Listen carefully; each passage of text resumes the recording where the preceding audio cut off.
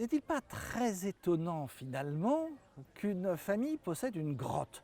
On s'attend à quand on va à Amboise à ce que cela soit resté dans la famille d'Orléans. Mais on arrive à Padirac et on découvre que c'est la famille de Manibus depuis l'invention, comme on dit en termes géologiques. Comment se fait-il? Alors l'histoire est à l'origine une histoire de roman, puisque c'est mon arrière-arrière-grand-père qui était irlandais d'origine, qui était une famille de brasseurs, la bière Beamish à Cork, qui était émigré en France et qui prend un taxi en 1890 dans Paris, enfin un fiacre en l'occurrence. Et il tombe sur une mallette avec les plans de la découverte du lieu, donc un tracé de rivière souterraine. C'était la mallette d'Édouard Alfred Martel, le découvreur.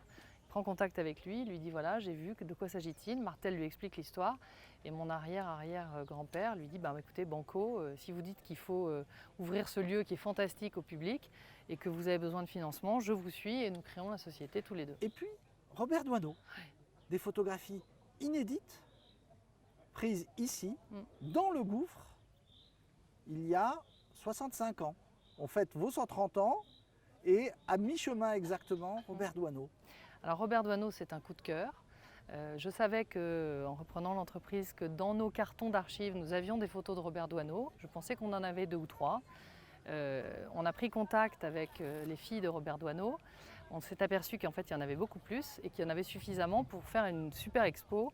Et en plus, c'était une rencontre merveilleuse avec les filles de Robert Doisneau qui sont des femmes extrêmement ouvertes, créatives. Et avec l'aide de Laurence Fontaine, qui est la scénariste de Beaubourg, autrement appelé Centre Georges Pompidou, on a pu créer une extraordinaire exposition.